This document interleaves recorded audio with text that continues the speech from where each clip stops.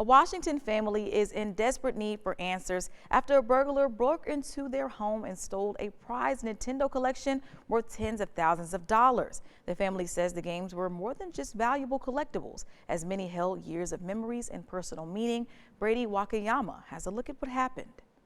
An empty feeling towards something that was once full of life. I shake, I get headaches, I get all this stuff. It's just, I don't even want to look at them. You know, I mean, the shelf, I want to rip that shelf out and get it out of my house because I know it was there.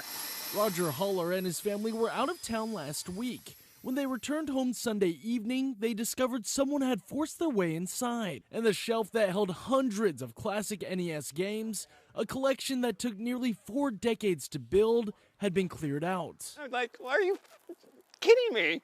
Kind of thing. You know, obviously, you know, there was some other choice words I said that night that happened. I punched the wall, I kicked the wall.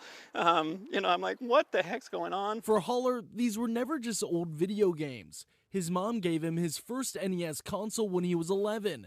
That gift started a lifelong passion, one he later shared with his own family. To me this week, it feels like I'm losing my mom again, but similar. I mean, it's different. You know, your parents are your loved ones, but this was my other love. This was my other child.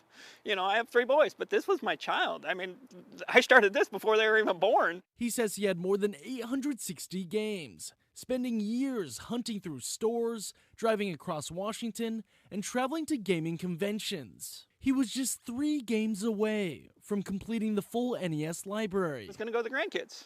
It was ultimately going to be for them, for their college education, whatever the case may be. That was what the end goal was going to be for. Not for my kids. They're going to be mad now that they know that, but truly that's what I wanted to do, and I wanted to put it towards them. You know, it was valued anywhere from $50,000 to $100,000. To watch that essentially lifelong collection just ripped out is heartbreaking. Chris Sterling grew up on the hunt with his dad, riding along as they tracked down the next game.